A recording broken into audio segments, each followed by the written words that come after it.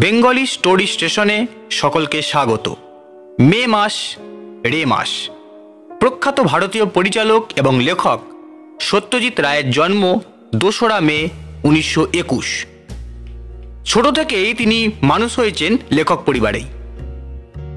তার লেখা অজস্র ছোট গল্প এবং উপন্যাস আমাদের মনকে ভরিয়ে দিয়েছে। তার অমর চরিত্ররা হলেন ফেলুদা, তারিণী খুড়ো, প্রফেসর শঙ্কু। শুধুমাত্র লেখালেখিতেই নয়, চলচ্চিত্র পরিচালনাতে দেখিয়েছেন নিজের দক্ষতা। প্রথম চলচ্চিত্র পথের পাঁচালী থেকে শুরু করে গুপি গায়েন বাঘাবায়েন, জয় বাবা ফেলুনাথ, চারুলতা ইত্যাদি পেয়েছেন ভারতরত্ন এবং অস্কারের মতো অমূল্য পুরস্কার। ওনার এই জন্ম মাসে ওনার প্রতি আমাদের এই শ্রদ্ধার্ঘ্য। শুরু হচ্ছে 20 ফুল।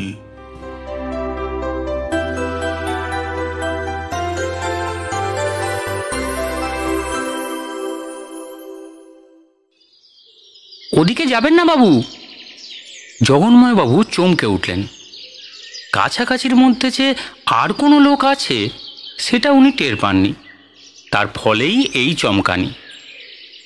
এবার দেখলেন তার ডাইনে হাত 10 দূরে দাঁড়িয়ে আছে একটি 13-14 বছরের ছেলে। তার পরনে একটা ডোরা কাটা নীল হাফ প্যান্ট আর গায়ে জড়ানো একটা সবুজ রঙের দোলাই। ছেলেটির রং কালো, মাথার চুল গ্রাম্য কায়দায় পরিপাটি করে আঁচড়ানো, চোখ দুটিতে শান্ত অথচ বুদ্ধিদীপ্ত চাহনি। গ্রাম্য হলেও নির্ঘাত স্কুলে পড়ে। অকাট মূর্খ হলে অমন চাহনি হয় না। কোন দিকে যাব না? ওই দিকে। অর্থাৎ জগন্ময়বাবু তার হাঁটার পথে একবারটি থেমে যেদিকে দৃষ্টি দিয়েছিলেন সেই দিকে। কেন যাব না? কেন গেলে কি হবে? বিষ আছে। বিষ? কিসে? ওই গাছে। সত্যি বলতে কি, ওই গাছটা দেখেই জগন্ময়বাবু থেমেছিলেন। ফুল গাছ, বুনো ফুল সম্ভবত। রাস্তা থেকে হাত 20 দূরে একটা ঢিপি, তার উপরে ওই একটি মাত্র গাছ। কাছাকাছির মধ্যে যাকে গাছ বলে তার নেই। এই গাছটা কোমর অবধি উঁচু, তেকোনা ছোট ছোট পাতা, আর পাতার ফাঁকে ফাঁকে ভারী সুন্দর হলদে, কমলা আর বেগুনি রঙের ফুল। জগন্ময়বাবুর অবাক লাগছিল এই কারণেই যে গত 3 দিন ঠিক এই রাস্তা দিয়ে হাঁটা সত্ত্বেও ওই ঢিবি আর ওই গাছ ওর চোখে পড়েনি। অবশ্যই হাঁটার সময় অর্ধেক দৃষ্টি পথ রেখেই চলতে হয়, বিশেষ করে সে পথ যদি কাঁচা আর অজানা হয়। কাজেই না দেখাটা আশ্চর্য নয়। ছেলেটি এখনও সেইভাবে দাঁড়িয়ে তার দিকে দেখছে। কি নাম তোর? ভগবান। ওরে বাবা, বাংলা শিখলি কোথায়? স্কুলে। আমার পিছন পিছনে আসছিলি কেন? আমার বাড়ি ওই তো। জগন্ময়বাবু দেখলেন যেদিকে ঢিপি সেই দিকেই আরও সিকি মাইলটা দূরে বাঁশবনের লাগোয়া খাবড়ার ছাউনি দেয়া একটা কুটির। জগন্ময়বাবু আবার চাইলেন ছেলেটির দিকে। আরও 2-1 প্রশ্ন করতে হয়। সে ফস করে যেচে তাকে এভাবে নিষেধ করবে কেন? গাছের কি নাম? জানি না। বিষ আছে জানলে কি করে? মরে যায় যে। কি মরে যায়? সাপ, ব্যাঙ, ইঁদুর, পাখি। কি করে মরে যায়? গাছে বসলে না ফুল খেলে? কাছে গেলে। কাছে মানে কত কাছে? 4 হাত 5 হাত। তুই তো খুব গোপ্পে দেখছি। নাকি গাঁজা ধরেছিস এই বয়সেই? তোর মাস্টারকে জিজ্ঞেস করিস স্কুলে? ফুল গাছে এমন বিষ হয় না কখনো। ছেলেটি চুপ করে চেয়ে আছে। আমি এখানে নতুন লোক, চেঞ্জের জন্য এসেছি। আমার শরীর খারাপ, বুঝেছিস? ওরকম গুলটুল মারিসনি। এদেশে ওরকম ফুলের কথা কেউ শোনেনি, ওরকম হয়ও না। এদেশের না, সাহেব এনেছিল। ছেলেটা দেখছি নাছোড় বান্দা, বিশ্বাস করাবার জন্য বদ্ধপরিকর। কোন সাহেব? আপনি যে বাড়িতে আছেন সেই বাড়িতে ছিল। কবে এসেছিল? যেবার খরা হলো তার আগের বার। কি নাম তার? নাম জানি না, লাল মুখ, কটা চুল। সে সেই ঢিবির উপর পুঁতে দিয়ে গেছে গাছ? জানি না। তবে সাহেব যাবার পরেই গাছ হলো, হয়েছে বনে, ওইখানে ঘুরতো হাতে কাঁচ নিয়ে। বটানিস্ট হবে, জগন্ময়বাবু ভাবলেন। ভারী তাজ্জব কথাবার্তা বলছে ছেলেটা। ওই দেখুন না। ছেলেটা আবার আঙুল দেখালো। ওই ঢিবিটার পাশে, ওই যে পাথরটা তার ঠিক ডান পাশে। জগন্ময়বাবু দেখলেন একটা সাদা সাদা কি যেন দেখা যাচ্ছে। কি ওটা? সাপ। সাপ? সাপ ছিল, এখন হাড়, মরে গেছে। চিতি সাপ, বিষের দম ছাড়ে ওই ফুল। জগন্ময়বাবু বাইনোকুলারটা চোখে লাগালেন। হ্যাঁ, সাপই বটে, সাপের কঙ্কাল। ফুলটাও দেখলেন দূরবীনের ভিতর দিয়ে। যত সরল মনে হয়েছিল ততটা ঠিক নয়। কোনো রংটাই সরল নয়। হলদের মধ্যে বেগুনির ছিটে, বেগুনির মধ্যে হলুদ, অরেঞ্জের মধ্যে সাদা আর কালো। যন্ত্রটা চোখে লাগিয়ে আরও একটা মরা জিনিস দেখতে পেলেন জগন্ময়বাবু। এটাও সরীসৃপ, তবে এটার পা আছে 4টে, গিরগিটি বা বহুরূপী জাতীয় কিছু। এটা গত 2-1 দিনের মধ্যে মরেছে। তা এরা সব একদিনে শেয়ানা হয়ে যায়নি? এখনো আসে আর মরে? রোজ মরে, একটা দুটো। কই, অত তো দেখছি না, মাত্র 2টো তো। ঢিবির পিছনে আছে, বেশি মরলে পরে বাঁশ দিয়ে টেনে সাফ করে দেওয়া হয়। কে? আমার বাবা, আমিও। তা বাঁশ দিয়ে গাছে ঘা মেরে ওটাকে সাবার করে দিস না কেন? তাহলে তো আর আপদ চুকে যায়। আবার গজায়। বলিস কি? পুড়িয়ে দিলেও আবার গজায়। জগন্ময়বাবু ব্যাপারটাকে বেশি গুরুত্ব দিতে চাইছিলেন না, কারণ 5 আনার বেশি বিশ্বাস হয়নি এখনো। যেটুকু হয়েছে তার কারণ একবার কোন বইয়ের পাতায় যেন মাংসাশী গাছের কথা উনি দেখেছিলেন এবং পড়েছিলেন। বিশ্ব চরাচরে অনেক আশ্চর্য জিনিস আছে, যার অনেকেই এখনো হয়তো মানুষের অগোচরে রয়েছে। আরও আছে এই গাছ? আছে। কোথায়? ওই বনে আছে। কাছাকাছির মধ্যে এই একটাই? আর দেখিনি বাবু। ব্যাপারটা যদি সত্যি হয় তাহলে বলতে হবে এখানে এসে সুদৃশ্য স্বাস্থ্যময় নিরিবিলি পরিবেশ আর টাটকা সস্তা সুস্বাদু খাদ্যদ্রব্য ছাড়াও একটা উপরি লাভ হয়েছে জগন্ময়বাবুর। এটার আশাই করেননি। ফিরে গিয়ে আপিসে বলার মতো কিছু গল্পও হলো একটা। 20 ফুল, গাছের নিঃশ্বাসে 20। ওই দুটো মৃত প্রাণী না দেখলে ছেলেটার কথা তিনি আদৌ বিশ্বাস করতেন না।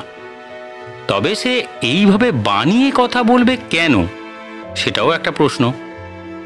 এ ধরনের প্র্যাকটিক্যাল জোক একমাত্র শহরেই সম্ভব, আর তাও সে 1 এপ্রিলে। গাঁয়ে দেশে যে এমন জিনিস হয় না সেটা চিরকাল শহরে বাস করেও বেশ বুঝতে পারলেন জগন্ময়বাবু। আর এটাও বুঝলেন যে তার 42 বছরের জীবনে আজ একটি স্মরণীয় দিন। 20 ফুলের কথা আজ তিনি প্রথম শুনলেন। অথচ মজা এই যে কাঠঝুমরিতে আসার কথাই ছিল না তার। গিয়েছিলেন ডাল্টনগঞ্জ, তার বোনের বাড়িতে দিন 15 ছুটি কাটিয়ে আসবেন বলে। গত বছর থেকেই একটা হাঁপের কষ্ট অনুভব করতে শুরু করেছেন জগন্ময়বাবু। ডাক্তার, শুধু ডাক্তার কেন, চেনাশোনা সকলেই বলেছেন ড্রাই ক্লাইমেটে কদিন কাটিয়ে আসার জন্য। বিয়ে তো করেননি, এত টাকা কার জন্য পুষে রেখেছ, একটু খরচ টরচ করো। আমাদের পেছনে না করবে তো অন্তত নিজের পেছনেই করো। এই এত টাকার ব্যাপারটা জগন্ময়বাবুর মোটামুটি নিস্তরঙ্গ জীবনে একটা ঝঞ্ঝা ক্ষুব্ধ মহাসামুদ্রিক ঢেউয়ের মতো। 3 দিন রেসের মাঠে যাওয়ার পর 4র্থ দিনই জ্যাকপট পেয়ে যান ভদ্রলোক। এক ধাক্কায় 64,000 টাকা। অথচ ঘোড়া নিয়ে কোনোদিনই মাথা ঘামাননি, রেসের বইয়ের পাতা খুলে দেখেননি। যাওয়া কেবল এক বন্ধুর পাল্লায় পড়ে এবং কিছুটা কৌতূহলবশত। ডাক্তার নন্দী বলেন হাঁপানির টানটা ওই টাকা পাওয়ার পর থেকেই। হ্যাঁ, তা হতে পারে। জগন্ময়বাবু নিজে লক্ষ্য করেছেন যে এই আকস্মিক ভাগ্য পরিবর্তনের ফলে তার মধ্যে কিছু চারিত্রিক পরিবর্তন দেখা দিয়েছে। যেমন তিনি সাধারণ অবস্থায় অনেক বেশি হাত খোলা ছিলেন, এখন হিসেবি হয়ে পড়েছেন। গাড়ি কেনার সামর্থ্য হয়েছিল, কিনেও কেনেননি। বন্ধুদের ভোজ দেবেন বলে শেষ পর্যন্ত সন্দেশের উপর সেরেছেন। আদরের ভাইপো তিলুর জন্মদিনের জন্য ৪৪ টাকা দামের রেলগাড়িটা দর করে পয়সা বার করার সময় মদ বদলে ২৭ টাকারটা কিনেছেন। শুকনো ক্লাইমেটে দিন ১৫ কাটিয়ে আসার পরিকল্পনাটা যখন মাথায় এলো, তখন বন্ধুরা অনেকেই অমুক জায়গায়, অমুক হোটেল, অমুক ট্যুরিস্ট লজের কথা বলেছিল। সে সবই জগন্ময়বাবুর সামর্থ্যের মধ্যেই ছিল, কিন্তু শেষ মুহূর্তে তিনি খরচ বাঁচিয়ে ডাল্টনগঞ্জে বোনের কাছে যাওয়ায় স্থির করেন। সেখানেই থাকতেন পুরো ছুটিটা, কিন্তু দুই ভাগ্নের একসঙ্গে চিকেন পক্স হয়ে যাওয়ায় ভগ্নিপতি নিজেই বললেন, একবার কাঠঝুমরিতে মুর সাহেবের বাংলোটার খোঁজ করে দেখুন না। বিলিতি টাইপের বাংলো, খাওয়া দাওয়া সস্তা আর ভালো, চেঞ্জও হবে, বিশ্রামও হবে। অবশ্যই সাহেব আর নেই, মাস ৪ হলো মারা গেছেন, তবে গিন্নি আছেন, এখানেই থাকেন। ওরা ভাড়া দেন ওদের বাংলো, এটা উনি জানেন। এইটাই বলেছিলেন ভগ্নিপতি। বুড়ি মিসেস মুর কোনো আপত্তি তোলেননি, তবুও তিনি একবার বলেছিলেন যে এই দিকটা নাকি ওনার স্বামী দেখতেন। তার কয়েকজন বাঁধা খদ্দের ছিল, তবে তাদের কোনো চিঠি আসে না বলে বা টেলিগ্রাম করে না বলে জগন্ময়বাবুকে দিতে ওনার কোনো আপত্তি নেই। তবে এর সাথে তিনি এটিও জানিয়ে দিয়েছিলেন যে ১৫ দিনের বেশি ওনাকে থাকতে দিতে পারবেন না, তার প্রয়োজনও হবে না। ৩ দিন ডাল্টনগঞ্জের থেকে এই সবে ৩ দিন হলো গত শুক্রবার জগন্ময়বাবু মুর সাহেবের বাংলোতে এসে উঠেছেন। আর এসেই বুঝেছেন যে তার মতো মানুষের পক্ষে ছুটি কাটানোর এর চেয়ে ভালো জায়গা হয় না। প্রথমত ক্লাইমেট, এসে অবধি একদিনও নিঃশ্বাসের কষ্ট হয়নি।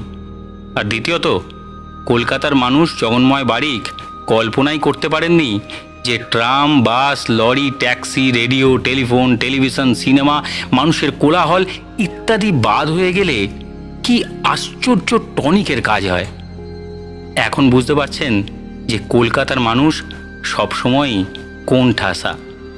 সত্যি করে হাত পা ছড়ানো কাকে বলে সেটা তিনি বুঝেছেন কাঠঝুমরিতে এসে। মুর সাহেবের বাংলো প্রথম দর্শনেই জগন্ময়বাবুর মনটা ভালো করে দিয়েছিল।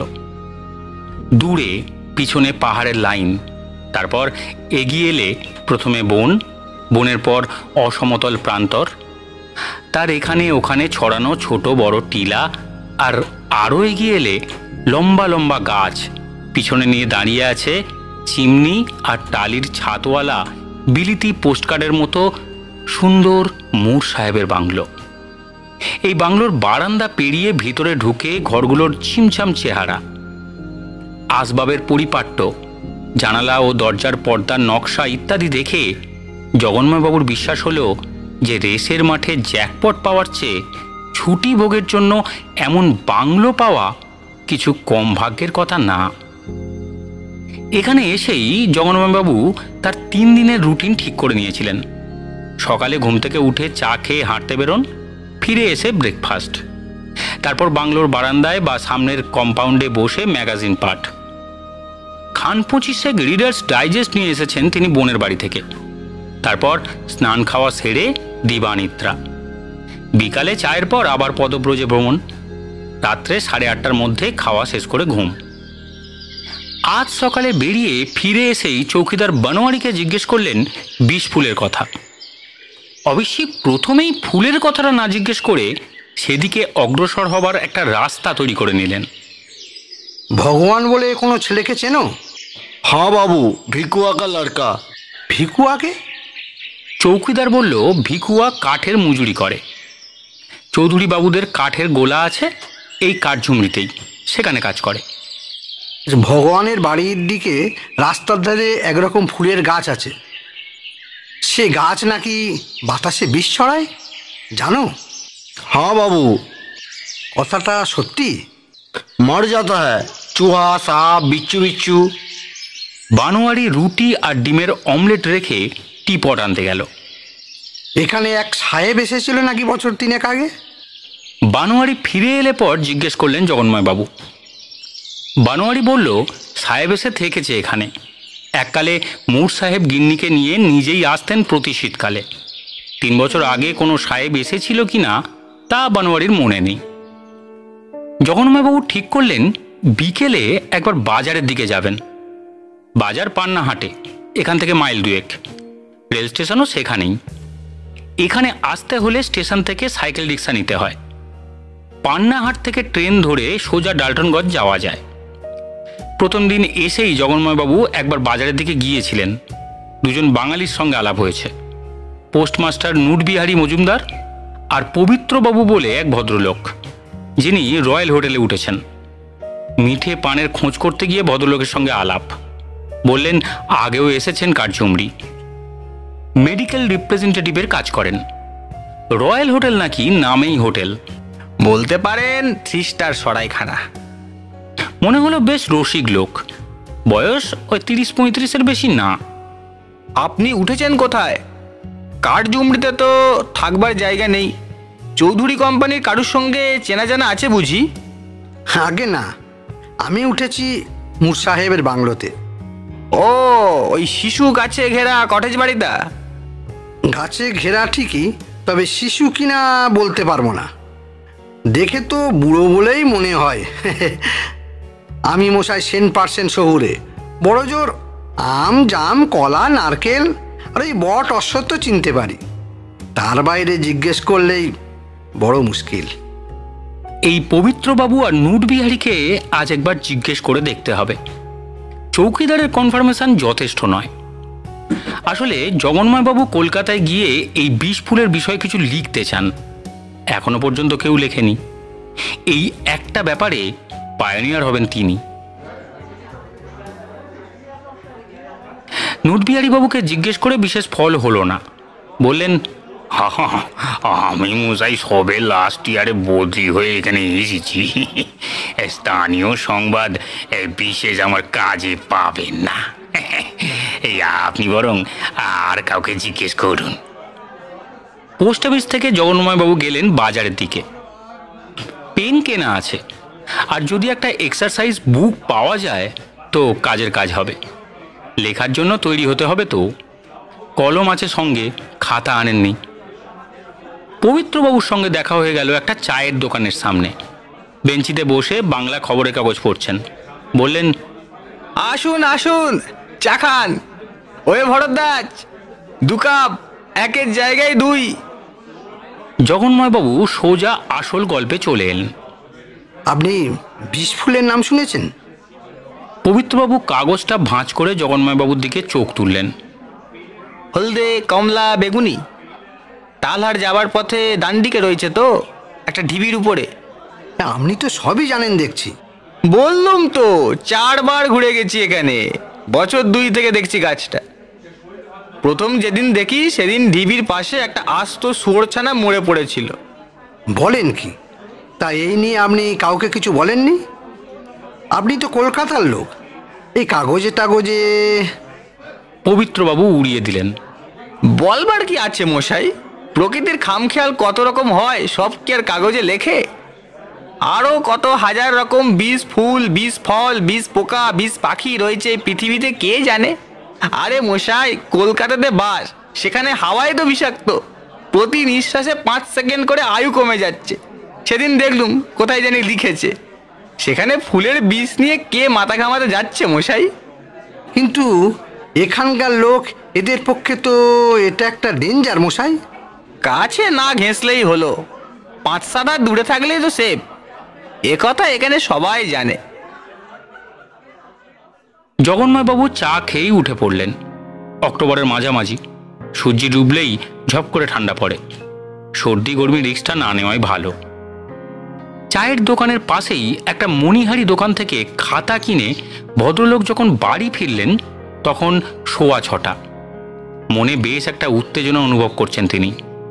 পাকা কনফার্মেশন পাওয়া গেছে, এবার উনি স্বচ্ছন্দে লিখতে পারেন। লেখাটা কোনো উদ্ভিদ বিজ্ঞানীর দৃষ্টি আকর্ষণ করলে একটা বড় কাজ হবে। কার্যমৃর নামটাও লোকের জানা উচিত। ট্যুরিস্ট ডিপার্টমেন্ট জানে কি নামটা? মনে তো হয় না। লেখার অভ্যেস নেই, তাই খাতা খুলে হাতের কলমটার উপর থুতনিটা ভর করে আধ ঘন্টা বসে থেকেও কোনো ফল হলো না। এত চট করে হবে না, হাতে আরো 10 দিন সময় আছে। ধীরে সুস্থে ভেবেচিন্তে লিখতে হবে। 20 ফুল, 20 ফুল। নামটা দুবার আপন মনে উচ্চারণ করলেন জগন্ময় বাবু। 20 ফুল, এই নামের লেখা লোকে না পড়ে পারবে না।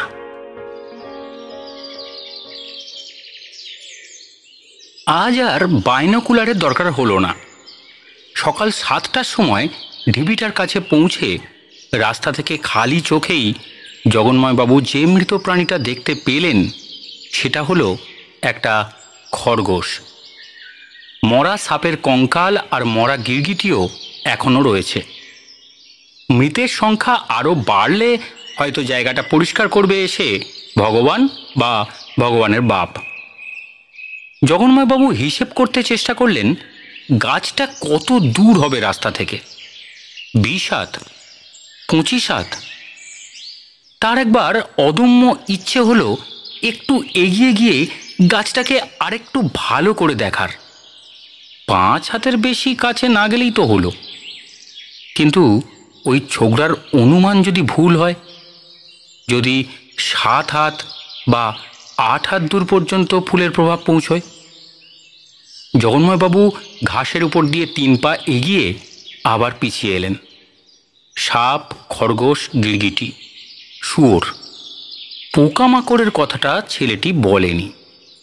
ফড়িং, পিঁপড়ে, মশা, মাছি এসবই কি এই গাছের বিষে মরে? না ছোট জিনিস রেহাই পায়? আর বড় জিনিস? তার লেখার জন্য এগুলো জানা দরকার। আজ ছেলেটাকে দেখছেন না, একবার তার বাড়ি যাবেন নাকি? একটা ইন্টারভিউ করবেন তাকে, যেমন অনেককে খবরের কাগজে করে। প্রশ্নটা মাথায় আসতেই মনে হলো তাড়া নেই, সব হবে ধীরে সুস্থে, ধীরে সুস্থে। হাতে আরও 7 দিন সময়। এখানে জলটা ভালো, তাই খিদে হয় প্রচুর।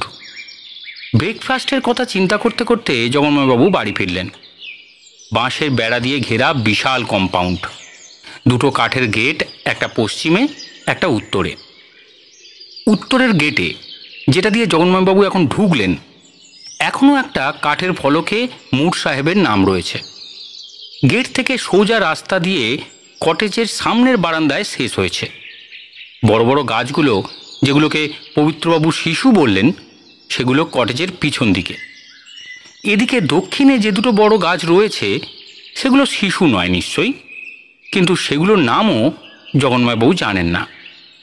এর মধ্যে যেটা দূরের গাছ, সেটার ডালপালাগুলো প্রায় সাদা আর বেশ ছড়ানো।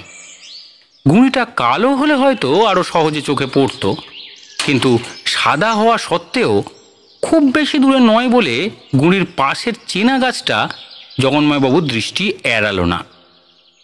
সেই একই গাছ, একই বিচিত্র ফুল, 20 ফুল। জগন্ময়বাবুর পেট থেকে খিদেটা ম্যাজিকের মতো উবে গেল। এই গাছ কাল ওখানে ছিল না। জগন্ময়বাবু ওই সাদা গুঁড়িটা থেকে হাত 10 দূরে বনোয়ারিকে দিয়ে ডেক চেয়ারটা আনিয়ে তাতে বসে রোদ পোয়াচ্ছিলেন। তখন তার কোনো কাজ ছিল না, কেবল শরৎকালের মিঠে রোদটা উপভোগ করা। তার চোখ তখন চতুর্দিকে ঘুরছে, এমনকি সাদা গুঁড়িটার দিকেও। এটা মনে আছে, কারণ জগন্ময়বাবুর তখন মনে হয়েছিল গুঁড়িটার রঙের সঙ্গে ইউক্যালিপটাসের গায়ের রঙের মিল আছে। ওই আর একটা গাছ ওর চেনা, ইউক্যালিপ। ওটা কি? একটা পাখি? হ্যাঁ, খয়েরি রং, মাথা থেকে লেজের ডগা অবধি, শালিকের চেয়ে ছোট। পাখিটা মাটিতে খুঁটে খুঁটে কি জানি খাচ্ছে, আর মাঝে মাঝে খাওয়া থামিয়ে মাথা তুলে চিলিক চিলিক ডাকছে। ওই ফুল গাছটার হাত 10 মধ্যে। এবার 2টো ছোট লাফ মেরে পাখিটা ফুল গাছটার দিকে আরও এগিয়ে গেল। জগন্ময়বাবু আর অপেক্ষা না করে সজোরে 2টো তালি মারলেন। পাখিটা তীক্ষ্ণ শীষ দিতে দিতে উড়ে পালিয়ে গেল। জগন্ময়বাবু হাঁপ ছাড়লেন। বিষ গাছটা তো রয়ে গেল, ওটার একটা ব্যবস্থা করা যায় না? সামনে রাস্তায় অনেক ঢেলা পড়ে আছে। একটা ঢেলা হাতে তুলে নিয়ে জগন্মাবাবু গাছটাকে তাক করে নিক্ষেপ করলেন। গাছটা থরথরিয়ে কেঁপে উঠল। লেগেছে, কিন্তু কোনো ফল হবে কি একটা ঢিলে? জগন্মাবাবু অনুভব করলেন যে তার মাথায় খুন চেপেছে। পরপর 30টা ঢেলা মারলেন গাছটার দিকে। কোনোদিন ক্রিকেট খেলেননি, তাই বোধ হয় অর্ধেক ঢেলা পাশ দিয়ে বেরিয়ে গেল, কিন্তু বাকিগুলো লাগলো। গাছটা নুয়ে পড়েছে। ও ফির খাড়া হো জায়গা বাবু। ভগবান গেটের বাইরে বই হাতে দাঁড়িয়ে দেখছে, মুখে মৃদু হাসি। হোক গে খাড়া, কিছুক্ষণের জন্য তো নিশ্চিন্ত। ভগবান চলে গেল। ঘটনাটা যে চৌকিদার আর মালিও দেখেছে, সেটা বাংলোর দিকে মুখ ঘুরিয়ে বুঝলেন জগন্ময়বাবু। বোঝাই যাচ্ছে দুটোই অকর্মার ঢেঁকি। তাকে একটু হেল্প করতে পারল না এগিয়ে এসে? ব্রেকফাস্ট খেতে খেতে মনে হলো যে চৌকিদার আর মালির এই যে নিষ্প্রিয় ভাব, তার জন্য হয়তো উনি নিজেই কিছুটা দায়ী। এখানে এসেই বোধ হয় ওদের দুজনের হাতে কিছু আগাম বকশিস গুঁজে দেওয়া উচিত ছিল। মালি তো স্টেশনে গিয়েছিল ওকে আনতে। মিসেস মুর টেলিগ্রামে খবর পাঠিয়ে দিয়েছিলেন। কুলির বদলে উনি মালির পিঠেই মাল চাপিয়েছিলেন। একটা সুটকেস, একটা বেডিং, একটা বড় কল লাগানো ফ্লাস্ক। নিজের হাতে নিয়েছিলেন কেবল ছাতা আর বোনের দেয়া 1 হাঁড়ি মিষ্টি। বাংলোয় পৌঁছে উনি মালির জন্য 2 টাকা বার করেও আবার পকেটে রেখে দিয়েছিলেন। ভেবেছিলেন যাবার দিন পুষিয়ে দেব, আগে দেখি না ব্যাটারা কীরকম কাজ করে।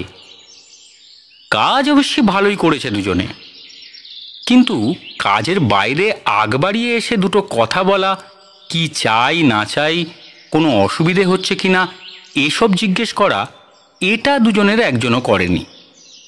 কাঠঝুমরির এই একটি ব্যাপারই জগন্ময়বাবুর কাছে লেস দ্যান পারফেক্ট বলে মনে হয়েছিল। এখন বুঝছেন দোষটা খানিকটা নিজেরই। এই বাড়ির আশেপাশে ওই গাছ আরও আছে নাকি? চায়ে চিনি নাড়তে নাড়তে চৌকিদারকে জিজ্ঞেস করলেন জগন্ময়বাবু। চৌকিদার বলল, বাংলোর চৌহদ্দির মধ্যে ওই গাছ ও আজ এই প্রথম দেখল। এ কি রাতারাতি গজিয়ে যায় নাকি? वैसे ही तो मालूम होता है बाबू। একটু খেয়াল রেখো তো, দেখলে আমায় বলবে। বনোয়ারি বলার আগেই জগন্ময়বাবুর চোখে পড়ল।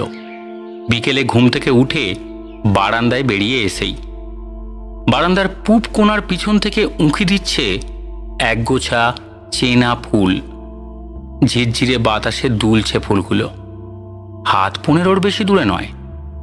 জগন্ময়বাবু বুঝতে পারলেন তার পা দুটো কেমন যেন অবশ হয়ে আসছে। কোনো মতে 1 পা পাশে সরিয়ে নিয়ে ধপ করে বসে পড়লেন বেতের চেয়ারের উপর। একবার মালি বলে ডাকতে চেষ্টা করলেন, কিন্তু গলা দিয়ে আওয়াজ বেরোল না। গলা শুকিয়ে গেছে, মাথা ঝিমঝিম করছে, হাত পা ঠান্ডা। হাওয়াটা পূব দিক থেকেই আসছে, গাছের দিক থেকেই। তার মানে ওই ফুলের বিষাক্ত প্রশ্বাস। জগন্ময়বাবু আর ভাবতে পারলেন না, না না, এখানে বসা চলবে না। এর মধ্যেই তিনি অনুভব করছেন তার নিঃশ্বাসের কষ্ট। শরীর ও মনের অবশিষ্ট সব বলটুকু প্রয়োগ করে চেয়ার ছেড়ে উঠে টলতে টলতে বৈঠকখানা পেরিয়ে শোবার ঘরে ঢুকে শয্যা নিলেন জগন্ময়বাবু। চৌকিদার রাত্রে কি রান্না হবে জিজ্ঞেস করতে এলে পর বললেন, কিচ্ছু না, খিদে নেই। তা সত্ত্বেও বনোয়ারি নিজে থেকেই 1 গ্লাস গরম দুধ নিয়ে এলো বাবুকে খাওয়ানোর জন্য। অনেক অনুরোধের পর জগন্ময়বাবু কোনো রকমে অর্ধেকটা খেয়ে বাকিটা ফেরত দিয়ে দিলেন। দূরে মাদল বাজছে। বাজারে শুনেছিলেন কোথায় জানি মেলা বসবে, সাঁওতালের নাচ হবে সেখানে। কটা বাজলো কে জানে। কম্বলের তলায় শুয়ে জগন্ময়বাবু অনুভব করলেন যে তার এখনো শীত লাগছে। আলনা থেকে আলোয়ানটা নিয়ে কম্বলের উপর চাপিয়ে দিতে খানিকটা কাজ হলো। তার ফলেই বোধ হয় একটা সময় জগন্ময়বাবু বুঝলেন তার চোখের পাতা দুটো এক হয়ে আসছে। এর আগের কদিন এক ঘুমে রাত কাবার হয়েছে, আজ কিন্তু হলো না। চোখ খুলতে ঘরে আলো দেখে প্রথমে খটকা লেগেছিল, তারপর মনে পড়ল নিজেই বনোয়ারিকে বলেছিলেন আজ ঘরে লণ্ঠনটা জ্বালিয়ে রাখতে। এখনো শীত, হাওয়াটা ওই বাইরের দিকে জানালার দিক দিয়েই আসছে বোধ হয়, কিন্তু ওটা তো বন্ধ করেছিলেন উনি শোয়ার আগে। কেউ খুলল নাকি? জগন্ময়বাবু ঘাড় তুললেন দেখবার জন্য। জানলার পাশেই ড্রেসিং টেবিল, তার উপরেই রাখা লণ্ঠনের আলো পড়েছে তার পাল্লায়। শুধু পাল্লায় নয়, বাইরে থেকে যে জিনিসটা উঁকি মারছে তার উপরেও সেই আলোতেই চেনা যাচ্ছে জিনিসটাকে। সেই একই গাছ, একই গাছ, একই ফুল, হলদে, বেগুনি, কমলা, 20 ফুল। জগন্ময়বাবু বুঝতে পারলেন তার তলপেট থেকে যে আর্তনাদটা কণ্ঠনালী বেয়ে উপরের দিকে উঠে আসছে, সেটা মুখ দিয়ে বেরোনোর সঙ্গে সঙ্গেই তিনি সংজ্ঞা হারাবেন। আর হলো তাই।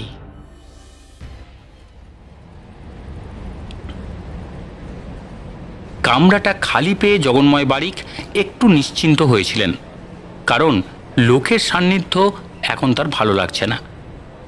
কারঝুমড়িতে এমন স্বপ্নের মতো সুন্দর প্রথম 3টে দিন গত দুদিনে কি করে এমন বিভীষিকায় পরিণত হতে পারে, সেই নিয়ে তিনি এই 7 ঘন্টার জার্নির মধ্যে একটু চুপচাপ একা বসে ভাবতে চেয়েছিলেন। কিন্তু গার্ডের হুইসেলের সঙ্গে সঙ্গে একটা চেনা লোক তার কামরায় এসে উঠলেন। পান্নাহাটের পোস্টমাস্টার নুটবিহারী মজুমদার। ভদ্রলোকের সঙ্গে সেদিনের পর আর দেখা হয়নি। রেগি মশাই, এর মধ্যেই ফিরে চললেন নাকি? নাকি ওই আপনিও ওই বেতল যাচ্ছেন? বেতল? আর এর পরে স্টেশন, মেলা বসেছে সেখানে, গিন্নির হুকুমে সওদা করতে যাচ্ছি আর কি। আপনি কোথায় চললেন? ডালটনগঞ্জ। শরীর খারাপ হলো নাকি? এই দুদিনেই এত পুল ডাউন? হ্যাঁ, একটু মানে। নুটবিহারীবাবু মাথা নেড়ে একটু ফিক করে হেসে বললেন, যাক, ভদ্রলোকের লাখটা ভালো। লাখ?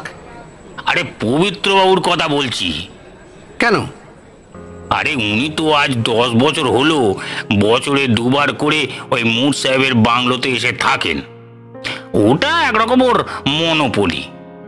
অক্টোবর আর মার্চ লিখতে আসেন। আর বড় রাইটার তো। আরে পবিত্র ভট্টাচার্য নাম শোনেননি? লেখেন আর ভগবান বলে একটা কাঠুরের ছেলেকে বাংলা শেখান। আর শখের মাস্টারি, একটু আদর্শবাদী প্যাটার্নের লোক আর কি। এই আপনি গেছেন শুনে নিচে উঠবেন, ভারী আক্ষেপ করছিলেন নিজের ডেরা ছেড়ে হোটেলে থাকতে হচ্ছে বললে। বললেন এই বুড়ো মুড় বেঁচে থাকলে এই গোলমাল নাকি হতো না, ওই বুড়িটাই গন্ডগোল করেছে। বেতল স্টেশনে নুটবিহারী নেমে যাবার পর গাড়িটা ছাড়বার ঠিক মুখে জগন্ময়বাবু দেখলেন প্ল্যাটফর্মের ধারে লোহার রেলিংয়ের পিছনে ফুলের ঝাড়টা। একটা আত্রা নয়, এক মাঠ জুড়ে কমপক্ষে 100টা। আর তারই মধ্যে নিশ্চিন্ত মনে খেলা করছে 3টি ছাগল ছানা।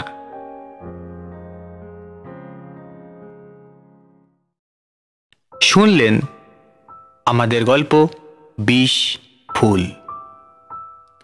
জগন্ময়বাবুর চরিত্রে গণেশচন্দ্র লাহা, ভগবান প্রিয়ম, চৌকিদার শুভম, নুটবিহারীবাবু এবং গল্প পাঠে তন্ময়, পবিত্রবাবু ও গল্পের সূত্রধর আমি সৌভিক। আমাদের আজকের এই নিবেদন কেমন লাগলো তা জানাতে ভুলবেন না। আগামী সপ্তাহে আরও রোমাঞ্চকর গল্প নিয়ে হাজির হবে Bengali story station, your story partner. ভালো থাকবেন, সুস্থ থাকবেন। ধন্যবাদ।